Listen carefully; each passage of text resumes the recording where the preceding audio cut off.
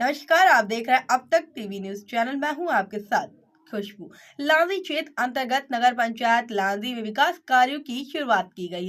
विधायक राजकुमार करहरिया द्वारा विभिन्न विकास कार्यों का विधिवत भूमि पूजन किया गया। सबसे पहले कोटेश्वर मंदिर से क्षेत्र निर्माण के लिए विधि विधान से पूजन किया गया।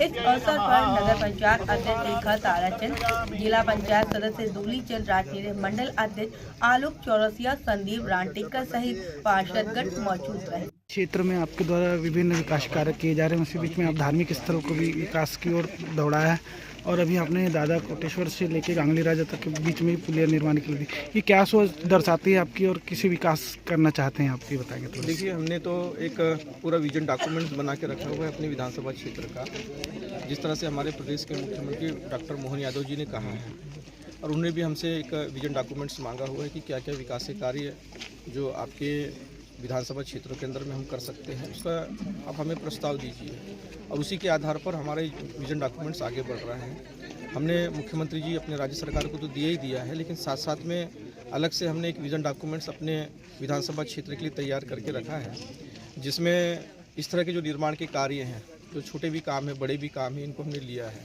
क्योंकि हमारा कोटेश्वर महादेव का ये मंदिर आस्था का बड़ा केंद्र है और इसे 108 ज्योतिर्लिंग में माना जाता है, और इस दिशा में जब हम लोगों ने पिछले वर्ष कोटेश्वर महोत्सव महाशिवरात्रि के पावन पर्व मनाया था, तो माननीय मुख्यमंत्री जी ने भी कुछ घोषणाएं किया था, जिन घोषणाओं में हमारा कोटेश्वर मंदिर से लेकर गांगी राजा से लेकर लफड़ा चिरोड़ा सड़क तक के एक बड़ी पुलिया जो होगी सोन नदी पे बन के तैयार होगी।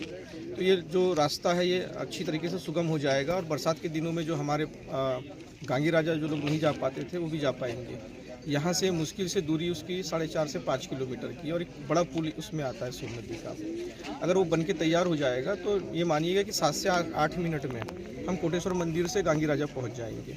तो ये पर्यटन के रूप में भी हमारा लांजी विधानसभा क्षेत्र का विकास होगा, और बड़ी संख्या में यहाँ पे पर्यटक आते थे तो उनके बैठने के लिए अच्छी व्यवस्था यहाँ पर नहीं थी। इस कारण से हमने यहाँ पर अपने गौण खनिज मद से 45 लाख रुपए का ये 60 बाई 100 का एक बड़ा शेड दिया है, जिसमें अच्छे तरीके से मंच बना रहेगा, पीछे में सुलभ शौचालय वगैरह रहेगा, जो बात की प्रोसीजर में। लेकिन अभी ये जो शेड बन के तैयार होगा तो बरसात के दिनों में जब सावन मास में कांवड़ यात्री हज़ारों की संख्या में यहाँ पे आते हैं, उनके उठने बैठने के लिए लोग भंडारा करते हैं, उनके उठने बैठने के लिए राहगीर आते हैं, उनके रुकने के लिए ऐसी व्यवस्थाएँ बनेगी। सामने का जो हमारा जहाँ पर शमशान घाट था, इसको भी हम लोग नए रूप से डेवलप कर रहे हैं, इसको भी नया गार्डन बना रहे हैं, शमशान को थोड़ा आगे लेके जा रहे हैं, और यहाँ तक की जो सड़क आएगी हमारी इस योजना में, ये 2 लेन सड़क आएगी, दोनों तरफ पे पथवे बनेगा, सड़क बनेगी, बीच में डिवाइडर होगा, और जिस तरह से महालोक उज्जैन के अंदर में बना हुआ है उस तरह से हम कोटेश्वर लोक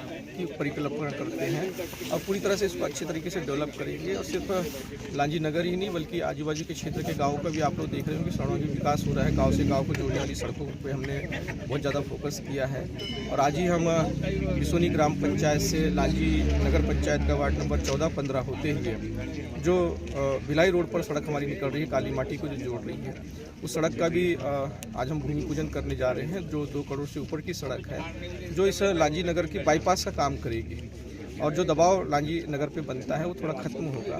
तो ऐसी मूलभूत सुविधाओं को लेकर हमने अपने कदम आगे बढ़ाया, और निश्चित तौर से सरकार हमारी है, तो जो मांगे हम अपनी सरकार से करते हैं वो मांगे भी पूरी हो रही है। क्या इसके बाद भी कोटेश्वर महोत्सव निरंतर जारी रहेगा और क्या उसे और भव्य रूप दिया जाएगा? बिल्कुल, उसकी हमारी तैयारियां प्रारंभ हो रही हैं, और हमारा जैसे महाशिवरात्रि का महापर्व जब आएगा तो निश्चित तौर से मानिएगा कि 8 दिन का फिर त्यौहार यहाँ पे होगा और कोटेश्वर महोत्सव होगा। उसी बीच में अन्य जो हमारे सांस्कृतिक आयोजन होते हैं, कवि सम्मेलन होते हैं, बड़े कलाकार हमारे यहाँ पे आते हैं, हमारे मुख्यमंत्री जी आते हैं, अन्य मंत्रियों से भी हमारी चर्चाएं चल रही हैं, वो भी आएंगे। कन्यादान विवाह इस बीच में होगा, हमारा स्वास्थ्य शिविर इस बीच में होगा, नृत्य शिविर होगा। तो ये जो भव्यता जब आती है तो निश्चित तौर से गाँव का विकास बढ़ता है, और हमारा नगर का विकास भी अनवरत आगे बढ़ेगा। हमने इसका भी एक मॉडल तैयार करके रखा हुआ है कि चारों हमारी जो सड़कें हैं, मेन सड़क को छोड़ करके अभी जो चारों सड़कें जो है हमारी जो 80 फीट की लगभग उनकी चौड़ाई है, उन सड़कों पर आगे जो हमको करना है, जहाँ डिवाइडर बना है नगर पंचायत ने बनाया है, उसको हमको आगे बढ़ाना है।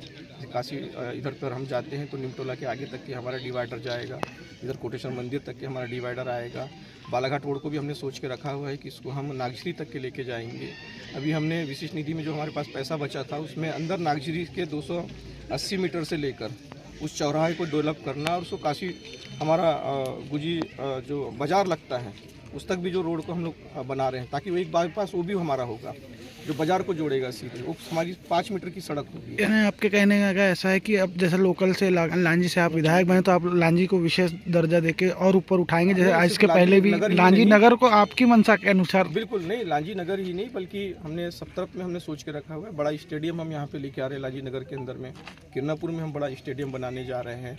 सर्व समाज का 1.5 करोड़ रुपए का 2 मंगल भवन हम लोग बनाने जा रहे हैं। आने वाले समय में वो दिखेगा। जो हमारा काली मंदिर का परिसर है वो वहाँ पर एक, और जो हाई स्कूल का वहाँ का परिसर है किरनापुर का वहाँ का एक। हम भानेगांव को भी सेंटर मान करके भानेगांव में भी आने वाले समय में हमारा जो सामुदायिक भवन होगा वो हम बनाने की तैयारी कर रहे हैं। स्टेडियम देने की तैयारी कर रहे हैं। फिर अन्य गाँवों में जहाँ पर high school higher secondary school है, जहाँ बड़े ग्राउंड हैं, उनमें भी हम लोग स्टेडियम डेवलप करने की हम लोग, यानी कुल मिला के देखा जाए तो आपने एक विकास का मॉडल तैयार करके रखा है, बस एक हमारा निर्माण विधानसभा का विजन डॉक्यूमेंट्स है और उस पर हम लोग लगातार काम कर रहे हैं।